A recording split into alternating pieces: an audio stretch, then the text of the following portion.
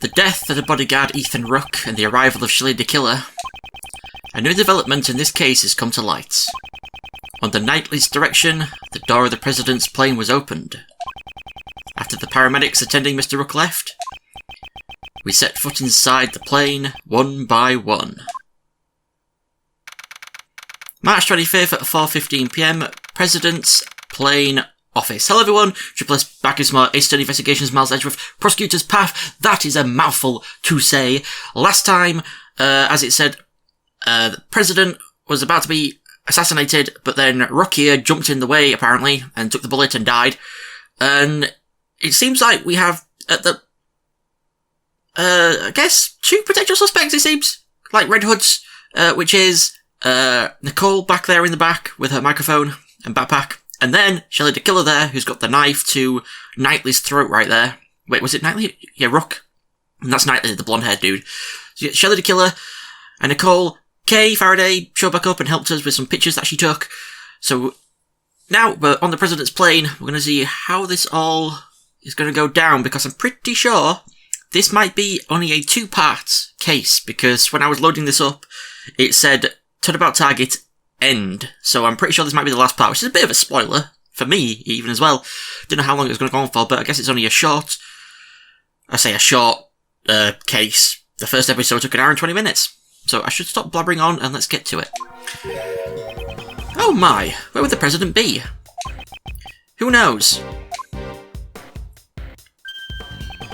It seems he's just behind that door. Still a coward, I see. You think he'd just show himself in front of a hitman? Not a chance. Didn't I tell you already? My purpose here is simply to investigate the case. Well then, Mr. Prosecutor, you await your examination of the body. Right.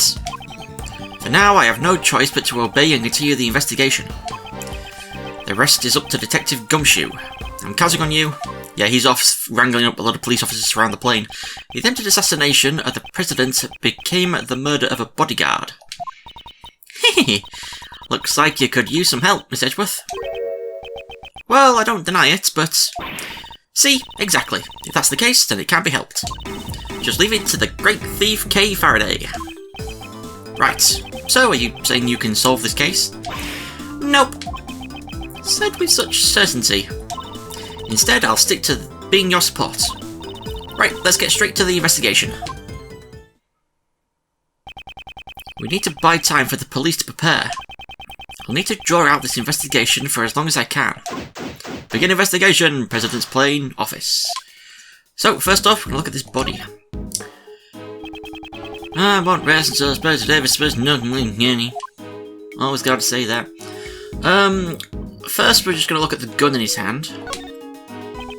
It seems the victim also carried a gun. Did he try to shoot something? He may have drawn it out instinctively to return fire. We need to check to see if the gun has fired any bullets. It's still fully loaded. There's no evidence of any shots being fired. This gun is also from Zeng Fa, right? Ah, yeah.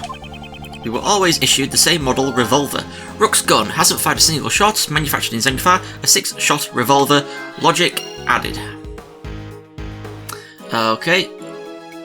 Next, we're going to the open briefcase, which I assume is bulletproof. This is a bulletproof attaché case, like I said.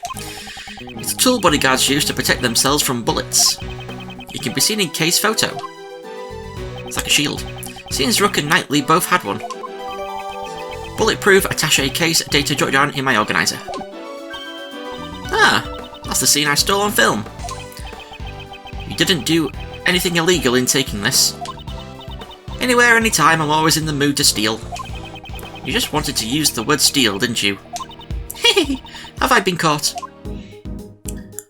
What's next? The gunshot wound. Right there. The bullet pierced his body just below his armpit. Bullet that pierced through, the bullet went straight through the victim's body. Where did it go? Logic added. Unfortunately, he was hit in an area his bulletproof vest didn't cover. It really seems like a well-aimed shot. The cause of death was most likely blood loss. The bleeding has stopped. Crime scene notes jotted down in my organizer. The paramedics were called to treat Mr. Rook, right? I'm afraid they didn't make it in time. Ah, poor guy. Okay, we're done with the body. We're going to look at the wall of monitors back here. The internal and external views of the plane are being monitored by these monitors. That's what monitors do. I won't rest until I've inspected every nesting. So examine the first monitor on the middle row. This one. What's this thing? Oh, that's the President's precious stuffed animal. I don't really get it, but it's some kind of keepsake. Don't touch it. Precious? That's unexpected. Hey, kinda looks like there's been a break-in. Indeed, the area it stands on does look a bit unnatural. Huh? Are those glass shards underneath the stuffed animal? This unnatural empty space, perhaps. Was there another monitor here? Security monitor's data jotted down in my organizer. So there's not actually a screen there, that's behind this thing, and the broken glass is actually the monitor? That's what I'm assuming from that. They don't just have a monitor always on the stuffed animal all the time. Oh, we're done looking at the monitors apparently. We're looking at the desk now. Will that work?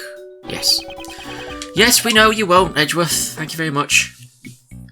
The bulletproof vest. That's a heavy-looking vest. The President's clothes must be made from some special fabric. Indeed, it's to protect against bullets. Wow, it even does that. Naturally, this is a bulletproof vest after all. Bulletproof vest. Found on top of the desk, a bullet is embedded in it. Was this the President's logic added? Ah, so that's what it is. This is the first time I've seen one. You could have said something earlier. That really surprised me. Examine the blue folder papers. Are these some kind of official documents? I know it's a bit rude, but let's take a peek inside. This seems to be a security plan. Ah, this looks like the one we found earlier in the trash can. Yes, it does. But what's this? Something seems out of place. I do believe the people are switched over. Deduce either the right, yeah. Deduce. And that conflicts with this. What's this? The details of the security plans were changed. Huh? Ah, you're right. Yeah, that's right. It was changed yesterday. President's orders. Why the sudden change? Because 2 days ago, the killer attacked the President. He disguised himself as a bodyguard. Rook was the first to notice. He had already gotten close to the President. Rook managed to stop him just in the nick of time. Rook grabbed his left arm and twisted it. And then he fired one bullet, going to his left arm. What were you doing at that time, Mr. Knightley? I was... If I remember correctly, the first person I took out that day was you. Oops, was that a touchy subject? Shut up. So back then... Your neck injury is yet to heal, and you've already forgotten? No, not you, not now! Since that day, I haven't been able to turn my head right. It sucks. To think that I would suffer an injury. Ethan Rook. You could say he was a most capable individual. Unlike this man here. What's so different about me and Rook? I believe you're about as different as a pawn and a queen. What? So you remembered Rook's name because he was highly capable? Correct. While disguised as a bodyguard, I happened to hear his name. There was no way I could forget that name. Only a select few have ever been able to injure me. So this was the connection the killer was talking about. Ah. Security arrangements were changed, so that the killer would not be able to sneak in as a bodyguard again. Only the President's two most trusted subordinates would accompany him on the stage. In short, me and Rook. Security plans data updated in my organizer. It appears your positions were also changed. That's true. He's now on the right side. Because I can't turn my head to the right. my position got changed to the President's left side. In other words, I was relocated to the right side of the stage. Knightley's position, his head couldn't turn right, plans were altered so he could stand on the right side, logic added. Okay, oh, we're going to do some logic time now, so let's just get out of that. Logic. So, oh god, we got quite a few. So, bulletproof vests and bullet that pierced through, connect. Because he went in front of the President to block the bullet, and it went through him and into the President's vest. 2 bullets were fired. We know that from the number of gunshots. Oh, maybe it wasn't. One hit the Steel Samurai balloon. Oh, it was. And the other took Rook's life. But didn't a bullet also hit the President's bulletproof vest? Right. It doesn't match up with the number of shots. However, there is one way to solve this. One way? The bullet that stole Rook's life pierced through his body and then hit the vest. In other words, Rook and the President were hit by the same bullet. I see. That's right. It'd be dangerous if he hadn't worn that bulletproof vest. Yeah, can't speak. Is the President alright? Even while wearing a bulletproof vest, you can still get injured. The bullet must have some velocity to still have an impact after going through a guy. Yeah, the bullet's impact can still fracture your bones. But don't worry, he's fine. The President's trained himself like no other. Maybe the President didn't even need a bulletproof vest. I think that might be pushing it. He's not Chuck Norris. I'd like to examine the bullets. There's a chance there may still be ballistic markings. Ballistic markings? What's that? Ballistic markings are always left on a bullet. Each gun leaves a different marking.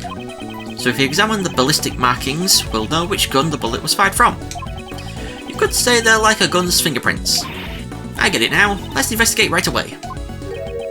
I think that'd be difficult. The bullet was completely flattened when it hit the bulletproof vest. There's no way you could investigate the ballistic markings. Okay. I know I said it before, that it's amazing that he still had the velocity. The distance that apparently the killer was from the stage, and then it also went through a guy, and then hit the President and his bulletproof vest. The fact that he just said now it was flattened, that doesn't seem possible.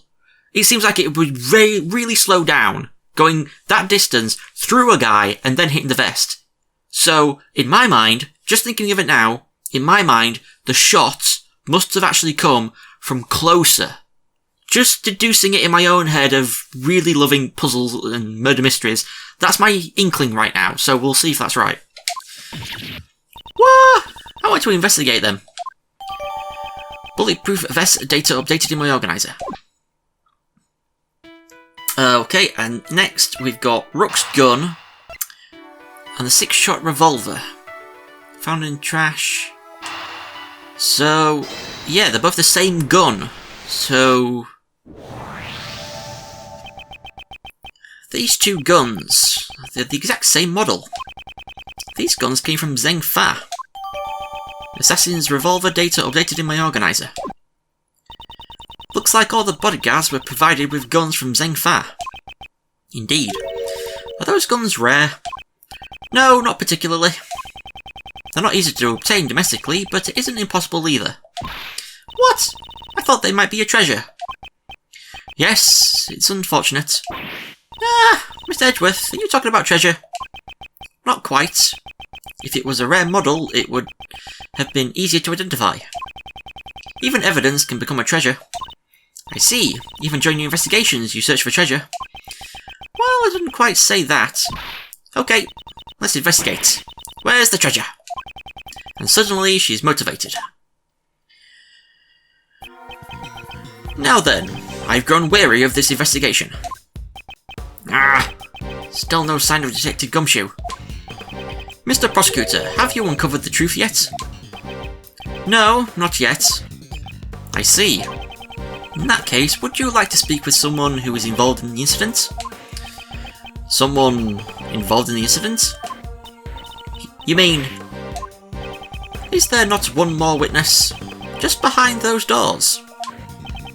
Of course, the President himself. Well, Mr. Prosecutor, please do the honours and summon the witness here. There's no chance in hell I'm letting that happen. You think you can just summon the President like a witness in court? Ha! President, I'm sure you are watching all this through your security cameras. Would you kindly grace us with your presence? That is, if you value your bodyguard's life.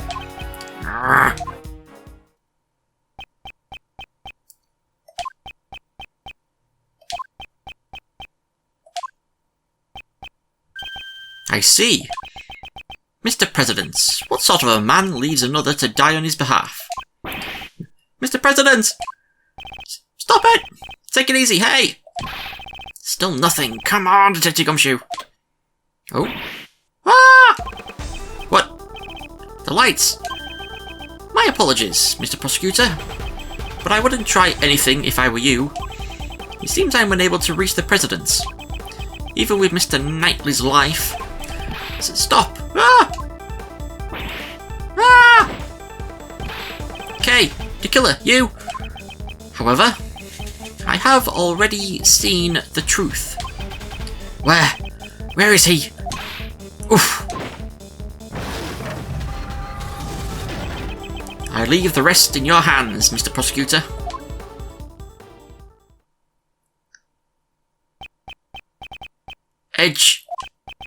Mr. Edgeworth! Detective Gumshoe! Oh. Miss Edgeworth, sir! I thought it was like K or something. March 25th, 4:45 PM, President's Plane, office. Did I pass out? Miss Edgeworth, thank goodness you're safe. Miss Edgeworth, are you okay? Okay, what about you? I just woke up myself. My head's throbbing a bit, but it's no big deal. Detective Gumshoe, what happened to the killer? Miss Swift came running out of the plane. He told us the killer made a run for it, but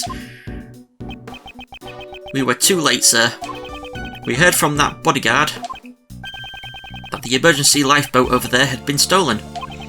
It's probably at the other side of the lake by now, sir. Didn't you seal off the park? The police were all called back to surround the plane. Right now, there's no one guarding the opposite shore. Ah, that means he succeeded in giving us the slip. Sure seems that way, sir. Mr. Prosecutor. Horace Knightley. It seems you also had a narrow escape. Yeah, that sucked, that punk. Come to think of it, we found this near where you fell, sir. This is the killer's calling card. Looks like a message from him. Calling card data jotted down in my organizer. He always leaves this card next to his victim's body. But you're not dead, sir. Perhaps this signifies something similar to a killing. Which reminds me, the last thing he said still bothers me. However, I have already seen the truth. I leave the rest in your hands, Mr. Prosecutor. Seen the truth? What did he mean? Yeah, it's safe now. Huh? What was that? The President will be making his entrance now. The President? God, look at that beastly man! Look at his muscles! Oh, look at that! Huang. Or Huang. Huang? Huang? I don't know which one to pronounce him as. This man is the President of Zhengfa Dijun. What's this Huang? Let's say Huang. You are? It is an honour to meet you. My name is Miles Edgeworth. I am a prosecutor. I am Dijun Huang. I have heard of your deeds. You saved my country from a great crisis. Is he referring to the Yatagarasu case? Still love saying the Yatagarasu. Yatagarasu, Yatagarasu. Such a cool word. I was simply solving a murder, nothing more. Such modesty. I have been observing your investigation. An astounding performance, despite allowing the killer to get away. Thank you very much. So he was watching through the security cameras after all. However, I regret that it ends here. What do you mean? Heed my words, foolish prosecutor. You should have already been informed by Knightley. This investigation will be handed over to the esteemed police force of Zhengfa. Now that the killer is gone, they intend to take over the investigation. Hey pal, what are you doing? What's with that attitude? It's accosted the killer in Mr. Edgeworth that... Enough, Detective. Mr. President, I cannot agree to this. Why must this investigation be handed over to your country's police? Why, you say? Know your place, puny prosecutor. Must I explain my actions? Nay, I think not. You shall hand over all the evidence you've found so far and leave this plane at once. Hey, Miss Prosecutor, be a good boy and do as you're told. I cannot resist any longer. Wow, it seemed like the President might have been a nice guy, but now he's just being a dick. All the evidence handed over to Knightley. Why? Why won't he allow me to investigate this case any further? Now then, would you kindly take your leave? Knightley, place the suspect under firm restraint. I am on it, Mr. President. An attempt on my life. The murder of my subordinates. Such evil, such sin. I didn't kill nobody! I swear! Shut your trap, lady. You dare question me? You dare stain this world with deceit? Should we pardon this sin? Nay, absolutely not. It is most unforgivable. My reasons being... There's no mistake, the President is hiding something. If I turn back now, the truth will be lost forever. Mr. Edgeworth! Mr. Edgeworth! Is there nothing you can do?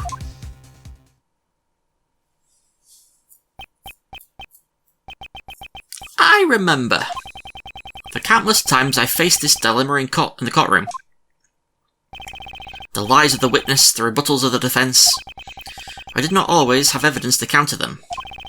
Nonetheless, I was still able to draw out the truth from them. That's right. My words alone are my weapons.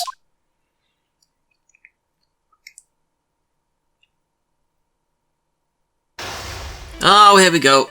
Logic chess, alright. Let me just amend my guide here. Okay.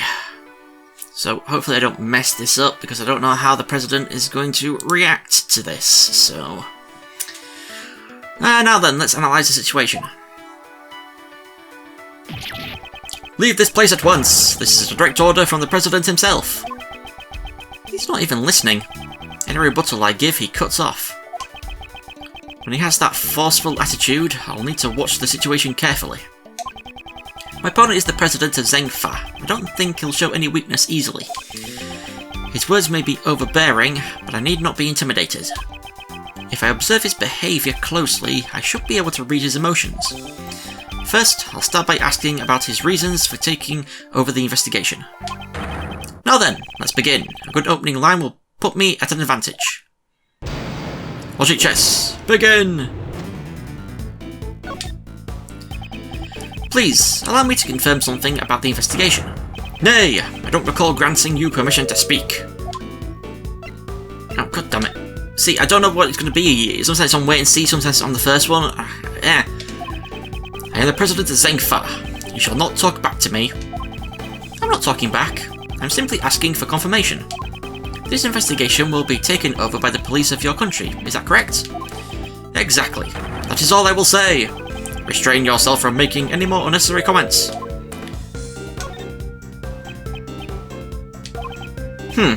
That's enough. Being on this plane is tantamount to being on my country's soil. You cannot do as you please.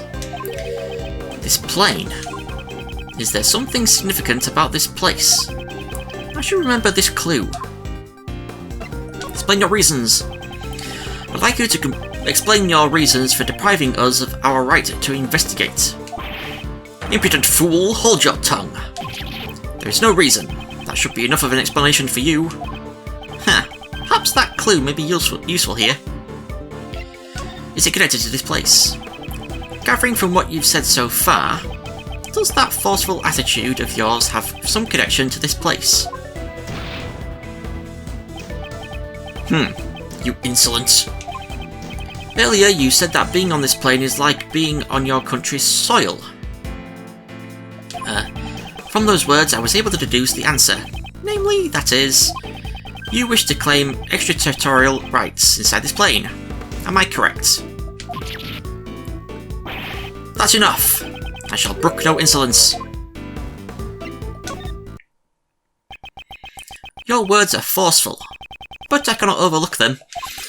The moment I mentioned extraterritorial rights, your face grew pale.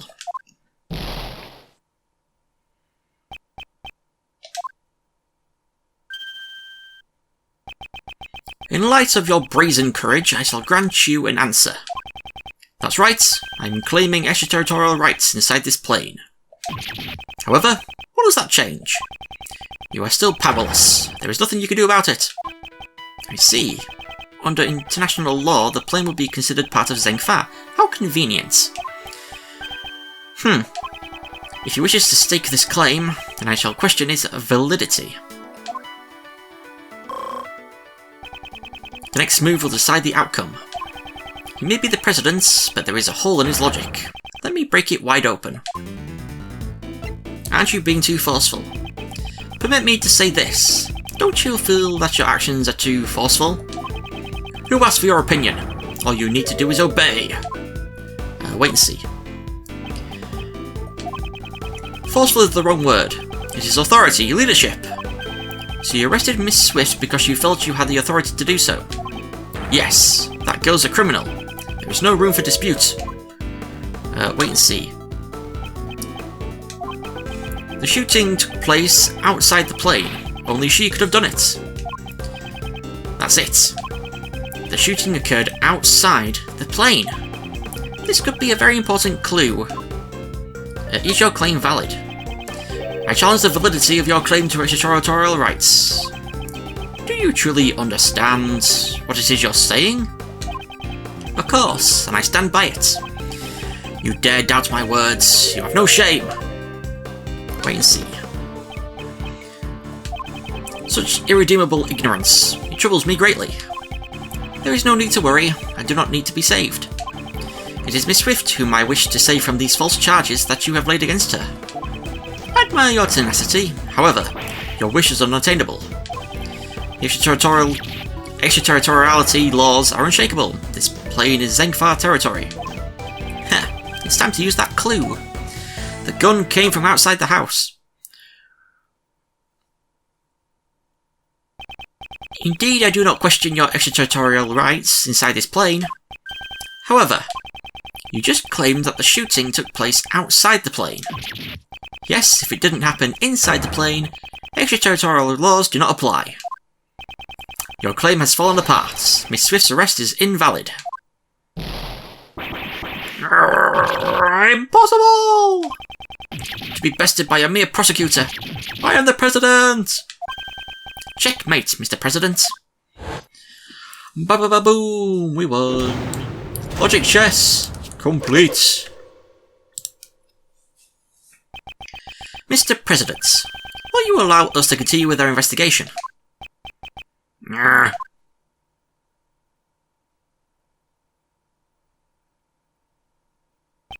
I yield. I will allow it. My heart is generous. My heart is tolerant and merciful. Therefore, as such, certainly, thus we shall. It is our duty for our most noble cause. Gentlemen, now is the time. I, the President of Zengfa, for the sake of the investigation. This guy sure likes beating around the bush. Knightley, we have received the President's permission. Could you return our evidence? Here. Knightley returned all the evidence. You did it, Miss Edgeworth. Indeed. Now we can resume the investigation. It's funny how happy you are just because I gave you your precious pieces back. Now let's see how well you use them. Pay attention then. Here is my next move. Mr. President, may I make one more request of you? Would you please testify about the moment of the incident? Testify? Hey, hold on a sec. That's your next move? Isn't that the sort of thing you'd lead to the courts? Naturally, it's a courtroom procedure, however, I'd still like to hear what he has to say. If he refuses to cooperate with the investigation, he will have to give a clear reason. Is there something wrong? Knightley, stand down. I shall grant the Honourable Prosecutor's request. I thank you for your cooperation. Now, heed my words! President's testimony. Where was I when the incident occurred? Ah, yes, the stage. Then, Rook and Knightley suddenly appeared and stood in front of me. After that, I heard a gunshot and a red balloon bursting. And so, those two attempted to escort me into the plane. But then, the second gunshot. The bullet pierced through Rook's body and struck my bulletproof vest. If that's the case, then the President's a victim too, right? It was an assassination attempt. Mr. Rook just happened to get caught up in it, unfortunately. Isn't it strange? Why would the victim want to interrupt the investigation? Of course, if this becomes public, it would cause problems. I see. There's still some deep, dark secret behind this case, right? Certainly the President, and perhaps Knightley too, know of this secret. Without fail, I shall reveal it for all to see. Let's go. After that, I heard a gunshot and a red balloon bursting. And we present the Steel Samurai Balloon.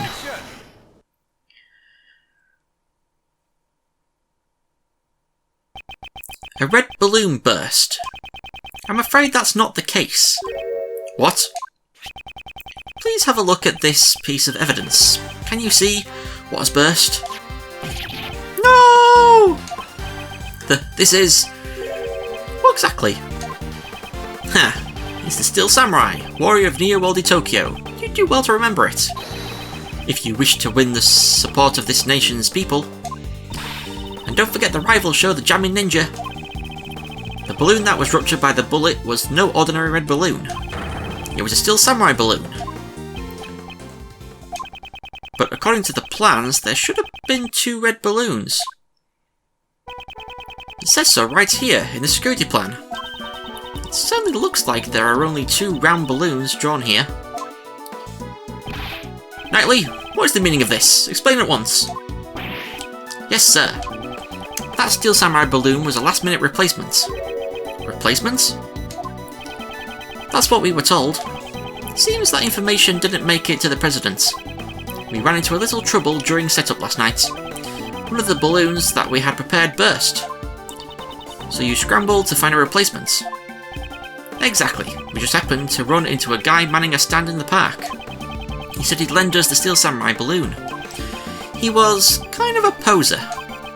A stand, a Steel Samurai balloon, and a poser. We pumped air into its red samurai pants to create a makeshift balloon. So the Steel Samurai balloon looked just like an ordinary red balloon. Is that what you mean? Knightley, why was I not informed of this?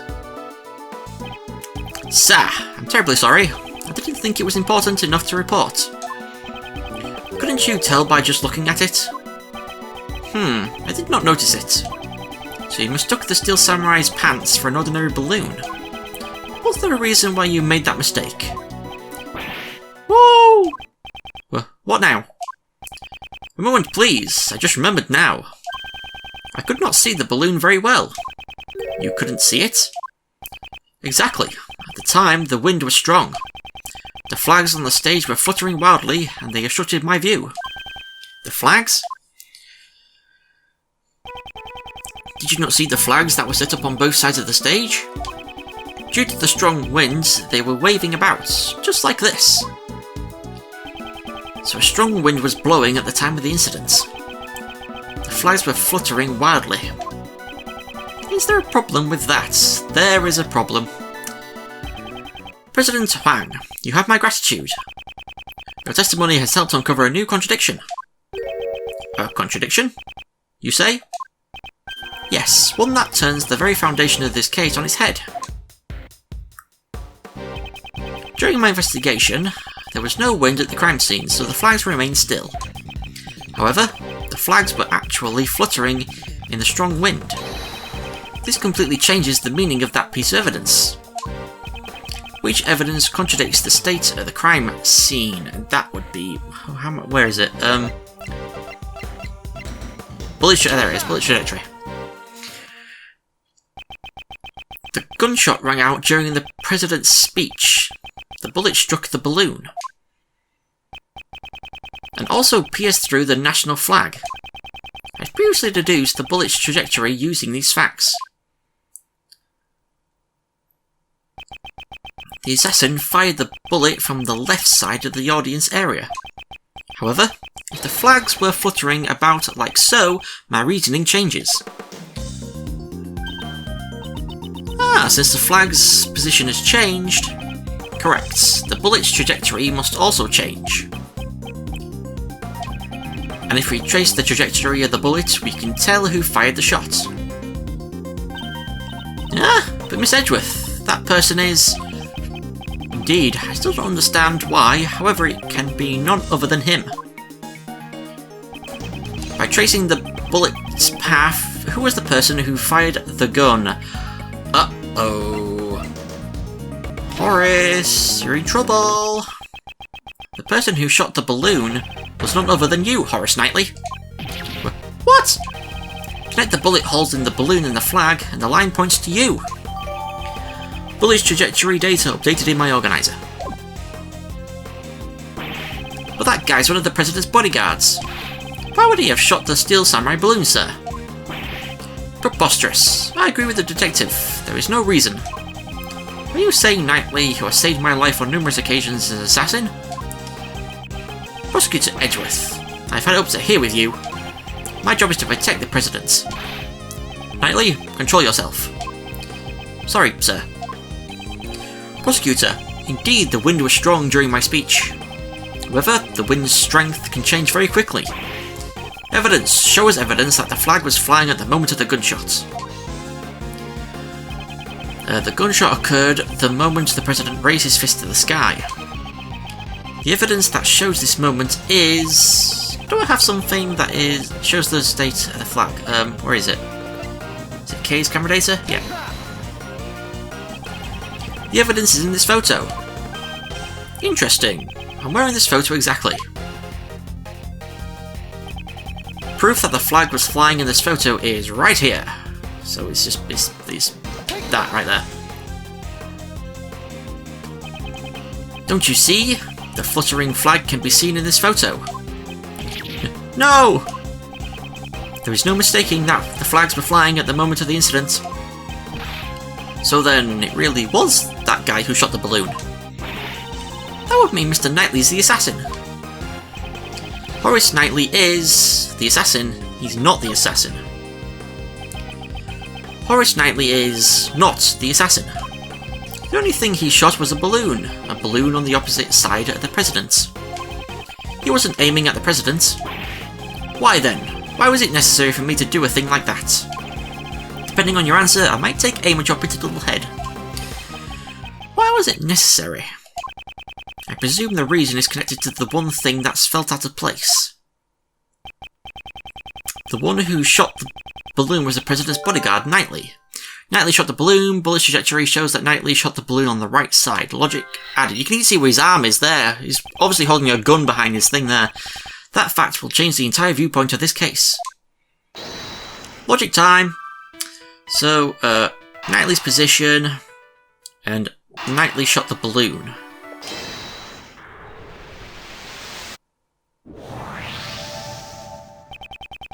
Why was Knightley's position changed? Because I can't turn my head to the right. My position got changed to the President's left side. In other words, I was relocated to the right side of the stage. Was that really the only reason? If the plans had not changed, and Knightley remained on the left side of the stage... Oops! Knightley can't turn his head to the right. Actually, double click there. Would he have been able to aim at the balloon on the left side of the stage? Perhaps the security plans were altered so that Knightley could shoot the balloon. If that's the case... What's this? The details of the security plans were changed. Yeah, that's right. It was changed yesterday. President's orders. Security plans were changed on the President's orders. Changing the security plans, ordered by the President, was this done so Knightley could shoot the balloon? Logic added.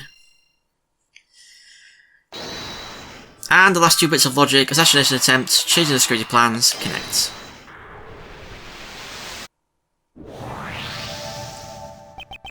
In other words, the President knew about the balloon being shot. He knew about the attempt on his own life. If you think about it that way, everything that's been out of place is beginning to add up. Why was the assassin able to get a gun past tight security? Why was the assassin wearing a conspicuous red hood? Why did they use a laser sight that would so easily reveal their location? Why was the President so calm after being shot? This was the truth the President and his subordinates tried to conceal. There can only be one reason why Knightley fired the gun. The entire assassination was a setup. Ah! Huh? How dare you! Do you seriously understand what you're implying with this? Of course I understand. In fact, now I understand everything. Mr. President, you wish to take the investigation rights from me. That was all so you could conceal the real truth. How dare you mock me with these spurious allegations? I can't speak. Mock you? That was not my intention. I simply used logic to uncover the truth. That is all. Knightley fired the first shot in order to rupture the balloon. Hearing the gunshot and the sound of the balloon bursting, the audience began to panic. This was followed by one more shot. Wait, one more shot? Yes, Knightley turned towards the balloon and pulled the trigger a second time. The second gunshot was also fired by Knightley, to create the illusion of the second shot hitting the President. So what about the bullet that hit the President's bulletproof vest? What if that bulletproof vest had been prepared in advance? Ah! What's the matter, Mr. President? Afraid of facing a little bullet? That's not true. I was definitely shot. If we examined the bullet in your vest, it would answer the question for us. Will we find Rook's blood on that bullet? Ah. But the person in the red hood who shot me is that in that photo. Weren't you listening, Mr. President? From the bullet's trajectory, the one who fired the shot must have been Knightley. Then Nicole. She too was part of the President's plan. She was to bear the blame and become the false assassin. The red-hooded figure. Exactly. I don't know how much of the plan Miss Swift knew beforehand. However, she didn't fire the gun. All she did was aim the laser pointer at the President's head. That's right, Once the crowd began to panic, you would turn your Parker inside out. And thus, the red-hooded figure vanished. After that, you discarded the gun and security plan in the trash. And the illusion of the assassin vanishing like a ghost was complete. And with the assassin gone, the case would go unsolved, pal. Yep, that was what he hoped for. That's why he wouldn't let Mr. Edgeworth investigate the case. Exactly. All of this was an asinine publicity stunt from a lying President. But you...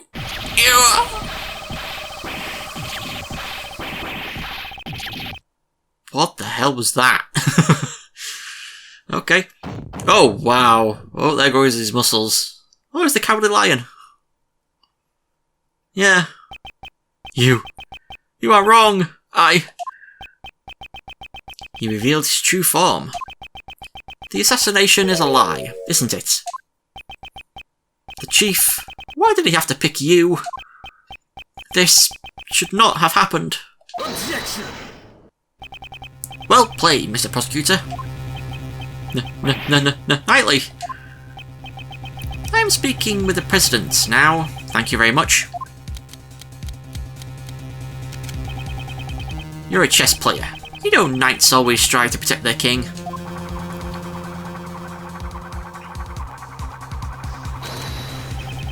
So shut up now. Are you threatening me, Mr. Knightley? Ah! What's with this guy? Oops, sorry, I went over the top there. But on to business. As my first move, I want to ask you a question. You say I fired a gun on the stage, right? And I should have been caught. The entire audience was watching me. I see. That's my move. You used a certain object to prevent the spectators from seeing you. A certain object? What did Knightley use to prevent the audience from seeing him? Oh, that's just freaking obvious, isn't it? where is it? Bulletproof attaché case. The attaché case? Exactly. I'd like you to have a look at this photo Kay took. Your right hand is completely hidden by the case. This photo captures the exact moment you secretly fired the gun. You used the attaché case as a screen. You seem to enjoy making up convenient stories, Mr. Prosecutor. But you've missed something. What have I missed? That everything you've said is just a hypothesis. A theory. Flags flapping in the wind, using the case as a screen. Scripted plans were modified because I can't move my neck. You've got no decisive evidence. Yeah, it'd be great if you had the bullet that hit the balloon. Then you could examine it and see if the ballistic markings match my gun. But that bullet's probably at the bottom of the lake. Finding it would be real tough, right? I hate to admit it, but it's as he says. There's no decisive evidence. If there's no proof, the only thing you can do is shut up. So do so.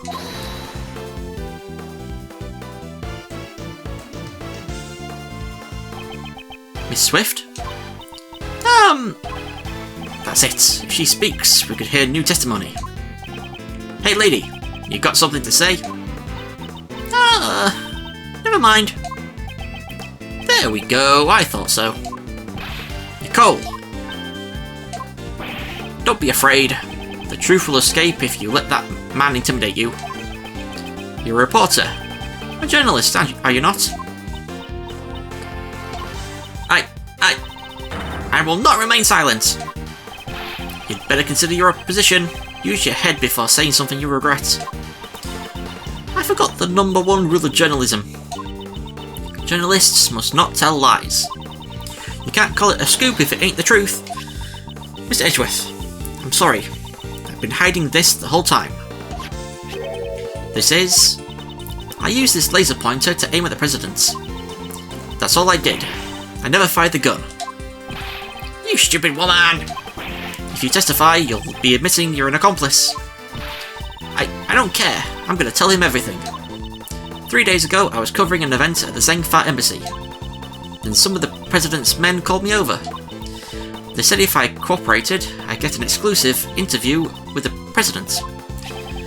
And the gun in the trash? I really don't know. All I was told was to come wearing a red hood and to aim the laser pointer. Never thought it would snowball into all of this. I'm really truly sorry.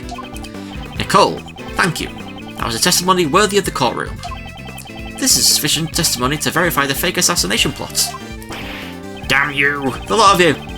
You're all a bunch of mindless morons. It's a shame. If only you had been able to usurp the investigation as planned. You would have been able to silence this young lady. Blast!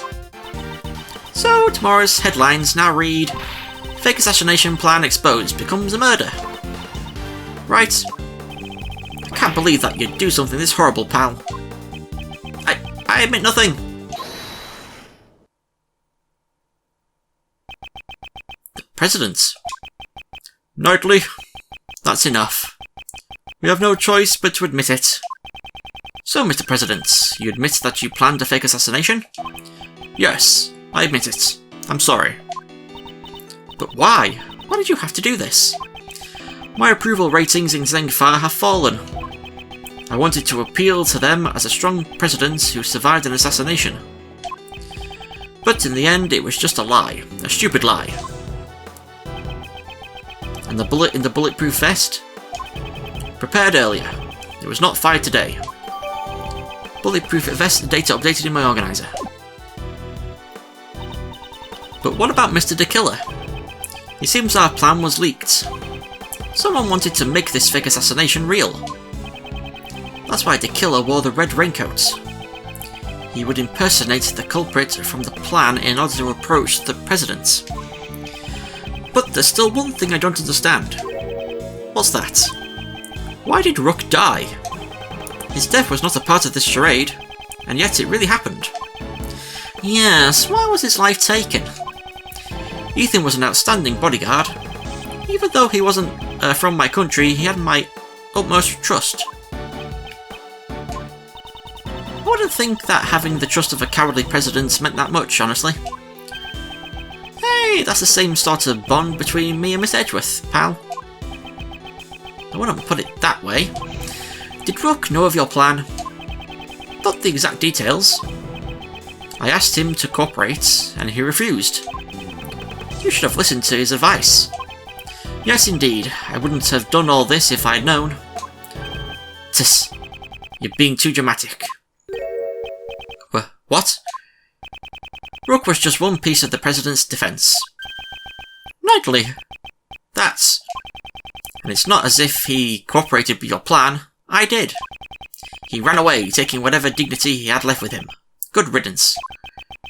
I know you're a valuable bodyguard, but still. I don't have time for this, sir. I'm the team leader now. There's going to be a lot of changes now that the chicken's gone. After all, adaptation is the most important principle in chess. I knew you always wanted to be the team leader. But isn't this a bit imprudent? Hee. I will orchestrate even more perfect plans, just like this one. You definitely have ambition. But wasn't your perfect plan today a failure? If it weren't for you and that idiot Rook, it would have been perfect. What did Rook do?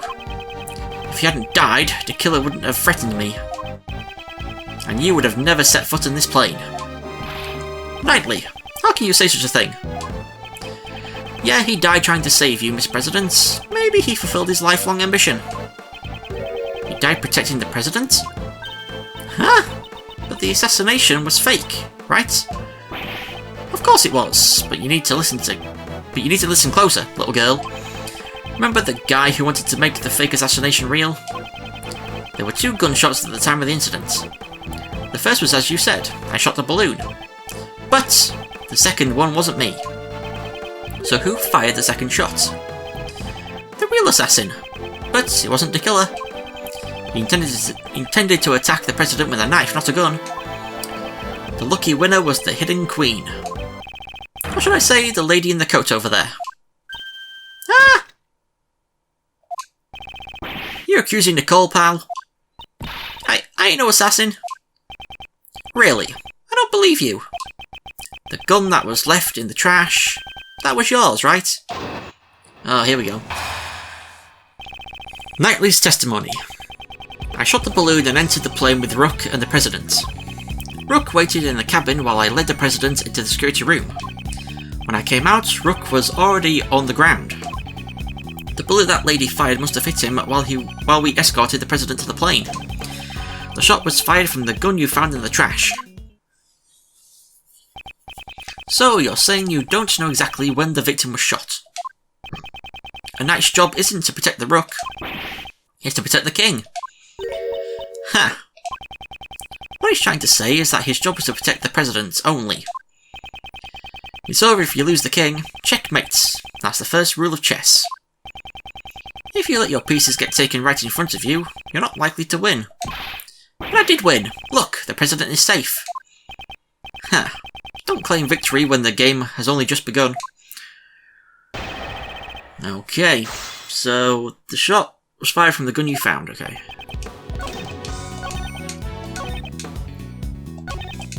And we present... Wrong button.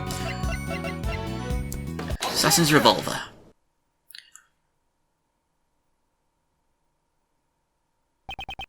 So you shot the balloon and Miss Swift shot Rook. Is that really true? I can't see it any other way.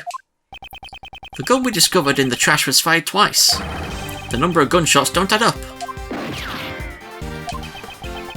Why don't the gunshots add up? It's simple. This gun is fake evidence, left behind by the real criminal. Fake evidence? Think about it. The criminal planted this for a reason. By finding the gun, we'd assume that the assassin was in the audience. In order to make us believe that the gun was used by the assassin, the gun needed to appear as if it had been fired twice. I get it, because 2 shots were fired during the incident. However, we proved that the bullet that hit the balloon did not come from this gun. Therefore, I have my doubts as to whether this gun also took Rook's life. Hehehe, here it comes. You're packing some serious heat. Enough with the song and dance. You've come this far, Go ahead and say it. I won't just say it, I'll prove it. The one who really shot Rook is... Shock and Haw. Shock and Haw. Oh! I don't know why I said that. Horace Knightley, that's why. Horace Knightley. You murdered Rook. Heh. You finally said it. Knightley! You couldn't have. The killer wasn't the only one who took advantage of the fake assassination plot. You intended to murder Rook and claim he was the victim of the assassination.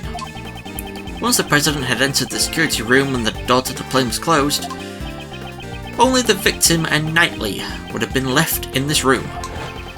And at that moment, you fired a third bullet directly at Rook.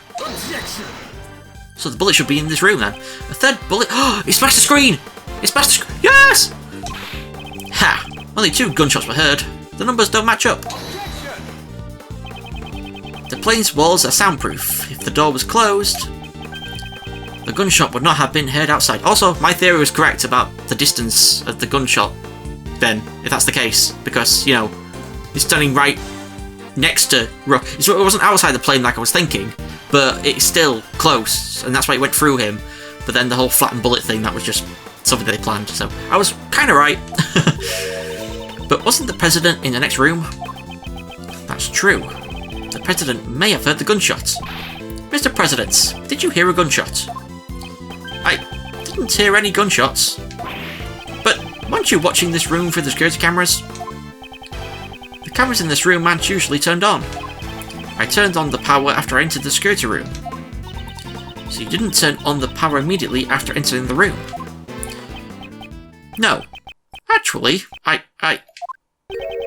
What is it? He's not being clear. Mr. President, focus. This is vital.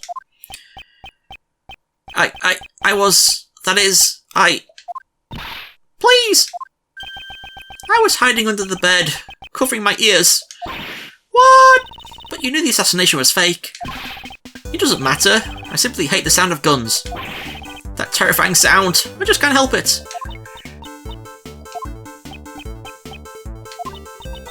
That definitely ain't going in my article. Knightley, you saw the President hiding under the bed. Furthermore, you could tell if the security cameras had been turned on by looking at the monitors. In that moment, when the President wouldn't hear the gunshot or see the room, you had a chance to fire a third bullet at Rook. Knightley, did you really? You deceived me? You really think I killed that moron? That's cold, Mr. President. Have a little faith in me, the bodyguard who's risking his life to protect you. I want to believe you, I really do, but I just don't get it. Why are you suspecting me alone? There's still the possibility that she's the killer. This gun is not the murder weapon. The number of missing bullets makes that clear. Maybe it was one shot to begin with. Ever think of that? What? Maybe it already fired a shot yesterday, or the day before. And the second shot was fired today, the one that hit Rook. Well, isn't that just the perfect excuse? Excuse? The possibility exists, you can't deny that. He's right, I can't deny it completely. You need decisive evidence. Evidence so decisive that it makes my heart stop and my logic crumble. You got something like that? Ah! Miss Edgeworth, can't you do anything? At this rate, Nicole will... Mr. Prosecutor! It's true, I did an awful thing for a scoop. But I never killed nobody. I could never do a thing like that. Decisive evidence. If I could prove the murder weapon was Knightley's gun... Proof it was his gun. Yeah, it'd be great if you had the bullet that hit the balloon. Then you could examine it and see if the ballistic markings match my gun. If we can find the bullet that took Rook's life, we can determine which gun fired the shot from the ballistic markings. If you've got no evidence, then we're done talking. Hold it! What? You don't seriously have decisive evidence? Huh. Naturally. That's a big joke. Well, come on now, show us. What is this so-called evidence? The bullet that took Rook's life. That's the decisive evidence I need. This evidence... do I have it? I don't have it. I don't have it. Okay, it's game over, man. However, it is somewhere in this room. What? The bullet that killed Rook pierced through his body. So where did the bullet go? Earlier you explained it like this. The bullet that took Rook's life pierced through his body and then hit the vest. That's right. It'd be dangerous if he hadn't worn that bulletproof vest. However, now that the fake assassination plan has come to light, we know that the bullet in the bulletproof vest was prepared earlier. So then, where did the bullet go? Interesting. Very interesting. Do you have the answer? Do I have evidence that shows the location of the bullet that killed Mr. Rook? When presenting evidence like this, it makes the audio go a bit funny. Security monitors. In this room, there is one thing that's clearly missing. Something missing? You sure it's not your brain? I'd like you to look at the rack of security monitors. Ah! It seems you've noticed, Mr. President. Among these images of the plane's surroundings, only the feed from the right side of the plane is absent. That's what's missing. A single monitor. Mr. President, there was originally a monitor here, wasn't there? That's right. Why is there a stuffed toy now? That must have been put there to hide the empty space where the monitor used to be. Why is the monitor missing, and where did it go? Why, undoubtedly because it was hit by the bullet. In order to make us think that the bullet really hit the bulletproof vest, it would be a problem if another bullet hole was discovered. So then where did the monitor go? Where? It should be hidden somewhere inside this plane. There hasn't been a chance to dispose of it outside since it was shot. Detective Gumshoe, search this plane. Roger that, sir. President Huang, you said extraterritorial laws apply to this plane. I will allow it. There is no problem. I just want to know the truth of Rook's death. Damn it! You think this is a joke?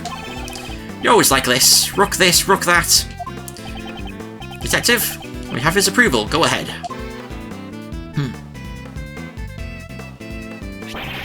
Miss Edgeworth, I found it, sir.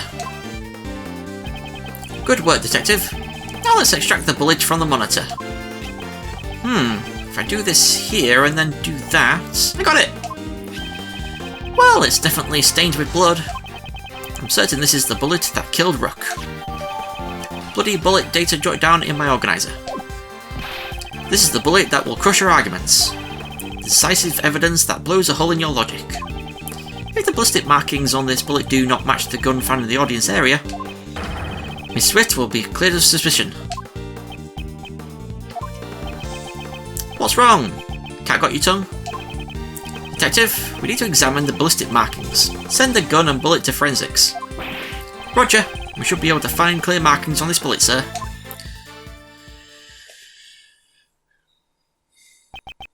Now then, let's listen to the forensic report. Reporting. First, the blood on this bullet matches the victim's blood. So this bullet really did take Rook's life. Also, Horace Knightley's fingerprints were found on this gun. Knightley's fingerprints probably came from when he took all our evidence. The real issue is the ballistic markings. If the markings don't match, Miss Swift will be cleared of suspicion. And the bullet's ballistic markings match this gun. What? They match? Uh-oh. What? No way! There's no mistake. The bullet was fired from this gun. What? Hehehehe. That's strange. Looks like I was right after all. Naturally. Did you really think you had me cornered? You misread the board. The one who's been cornered is you. Knightley's logic. If the ballistic markings match the gun, there can be no doubt. The bullet that killed Rook was fired from the gun you found in the audience area. Who could have used the gun? Not me, because I was on stage, but what about that lady reporter in the audience? All the evidence points to that young lady as the assassin who killed Rook. Well, it's your move, Mr. Prosecutor. Where did you find this gun again? And which gun fired the bullet? At least we know. It ain't me. This can't be happening. The President and I have admitted to the fake assassination plot. Now it's your turn to admit who the real criminal is. That doesn't make Nicole the criminal. Don't get riled up, Kay. Let him have his say first. After he's done, it won't be too late to begin our counterattack. Alright, Miss Edgeworth.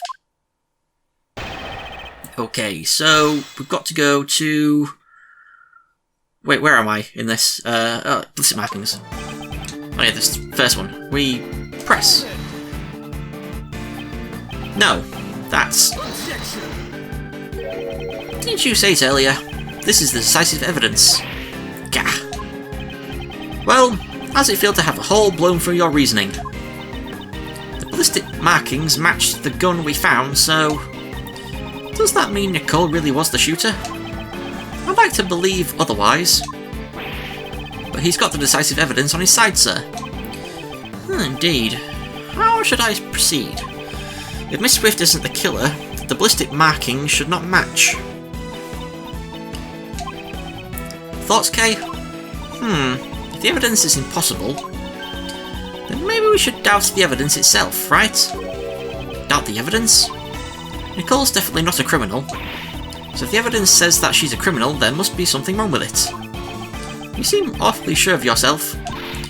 It's a great thief's intuition. Intuition? Still, it's quite possible. Above all, Miss Swift doesn't seem like the type of person to tell such elaborate lies. In court, the evidence is everything. And yet, here I am doubting it. Which evidence do I doubt? We doubt the gun, the bullets, neither. The gun. If anything's suspect here, it can only be the gun. The bullet was discovered just a moment ago. Couldn't have been tampered with yet. Did Knightley have a chance to tamper with the gun? You shall hand over all the evidence you've collected so far, and leave this place at once. Plain at once. Hey, Mr. Prosecutor, be a good boy and do as you're told. I cannot resist any longer. That's it. He could have tampered with the gun at that time. There's no doubt that this gun is the real murder weapon. In that case, the owner of this gun is... Horace Knightley. He must have switched the guns. Without a doubt, this is Knightley's own gun. Knightley's revolver data updated in my organizer. Okay, where do I go now? The bullet that killed Rock was fired from the gun you found in the ordnance area. We present... revolver. Knightley, you fiend! You switched the guns! The gun that matched the ballistic markings was yours all along. Heh. Interesting choice of move you've made there. The switch occurred at the time you seized the evidence, when we were arguing with the President over the investigation rights. You detached the laser sight from the gun found in the audience area, and attached it to your gun. Then, when you returned the evidence, you gave me your own gun. Hehehe, did I do that? So what you're saying is that I knew you'd want to examine the ballistic markings. Indeed, staying one move ahead of your opponents. Isn't that the fundamental rule of chess?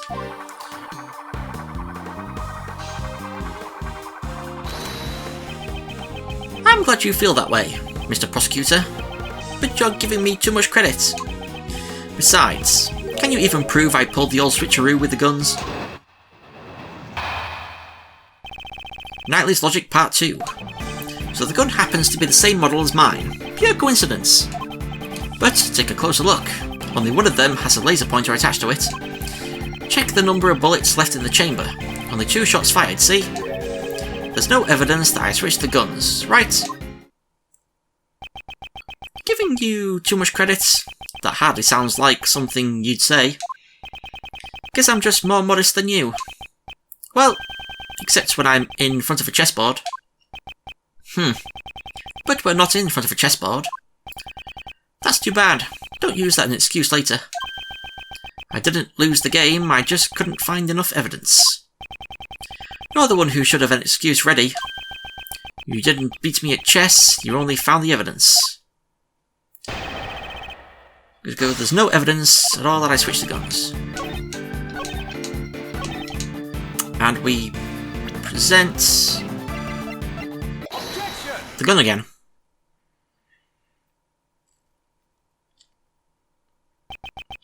That evidence is this.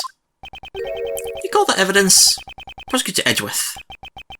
You're trying too hard. Certain traces were left on this gun. Traces that prove this gun belongs to you. Show it to me. What kind of piece you got? A rook, a bishop? It better not be a pawn. The traces Knightley left on the gun are the fingerprints, ballistic markings, the bloodstains. Fingerprints. You left your fingerprints on this gun.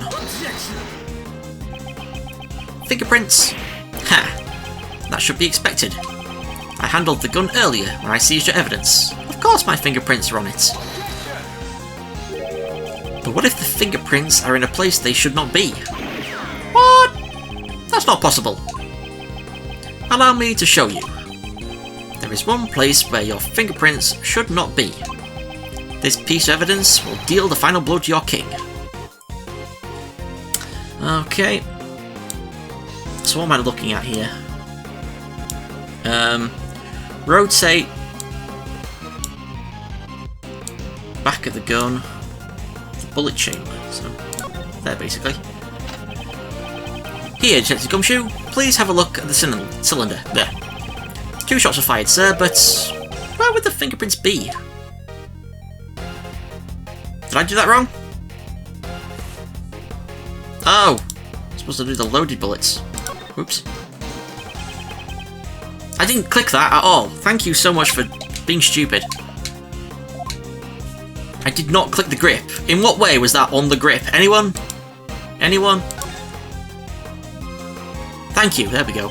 See, you didn't say that at first. You just said it just said rotate to the back of the gun and examine the bullet chamber. And then I guess examine the loaded bullets. And I tried to do that, and then it said the grip for some reason. Anyway, you made the switch when you seized the evidence earlier. However, if all you did was switch the guns, you would have been found out right away. That's because the number of bullets fired by the 2 guns are different. The gun found in the audience area had fired 2 shots, sir. Then what about Mr. Knightley's gun? He fired 2 shots at the balloon when he was on the stage. And later, 1 shot to kill Rook. 3 shots in total. Not counting the number of shots he's fired since then. And after each of those times, you would reload the bullets. Tell us, Knightley, were you wearing gloves when doing that? Officer, in your report earlier, where were Knightley's fingerprints found on the gun? Sir, the prints weren't just found on the outside of the gun. They were also found on the bullets as well. If all you did was handle the evidence, why would your fingerprints be on the bullets? That's... With this, it has been proven that you switched the guns. The gun which fired the bullet that took the victim's life, it belongs to you, Horace Knightley. You're the one who stole Rook's life. You are the true assassin.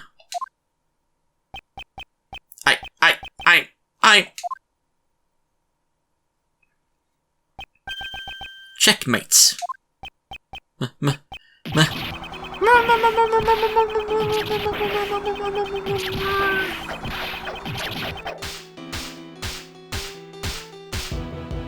Okay, I saw the Thinker then as well, and the Blue Badger.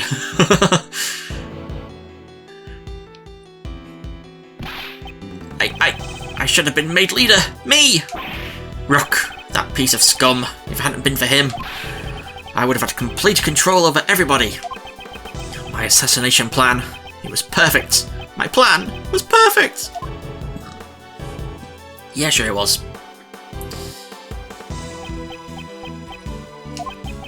Detective Gumshoe, if you please. Roger that, sir.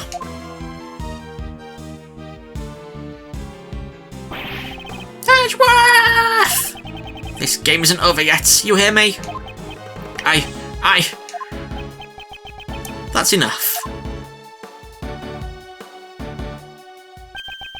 The rest of this game will continue in the courtroom. Damn it! Damn you! I was expecting him to pull his gun out, actually. March 25th, 5:12 PM, Gord Lake Park stage.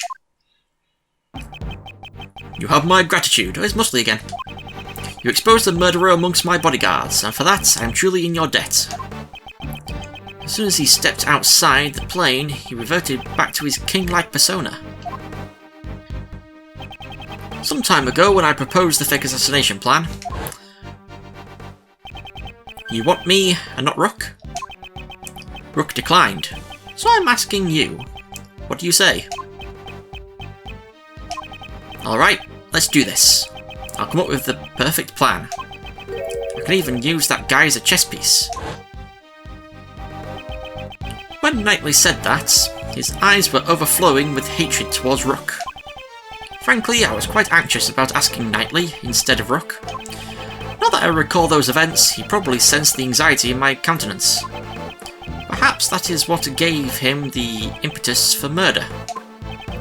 Mr. President, if you had not orchestrated that fake plan, this would not have happened. That is your sin. A sin that won't disappear. Yes, you are absolutely correct. You have my sincerest apologies. I too must bear some responsibility for this. Even so, I am most grateful to you. I thank you for solving the mystery of Rook's death. I am scheduled to stay in this country for a little longer. But if any of you ever wish to visit the Republic of Zengfa, you will always be welcome.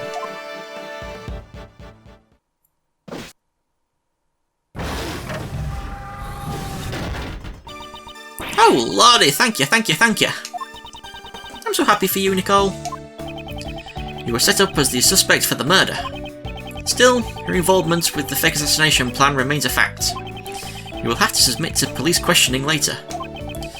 You should know that there's still a possibility you may be charged with some crime. Yeah, I know. Sorry about all this. I understand you want to catch a scoop, but there's a line that should not be crossed. I hear you. I promise to reflect on this. We did it, Miss Edgeworth. That was awesome. Prosecutor Edgeworth solves presidential assassination attempt. It's going to be big news. Big news? Mr. Prosecutor, would you mind telling us how you feel about solving this case? That was certainly a quick change of attitude. No comment. Oh, don't be so ornery. The reason is because this case is not over yet. Huh? Not over? What do you mean, sir? What shows that this case is not over yet? Where is it? Take that! The killer's card. The killer still hasn't carried out his request. You mean killing the president? I hope this doesn't turn into a larger incident. An assassination attempt on the president of Zengfa.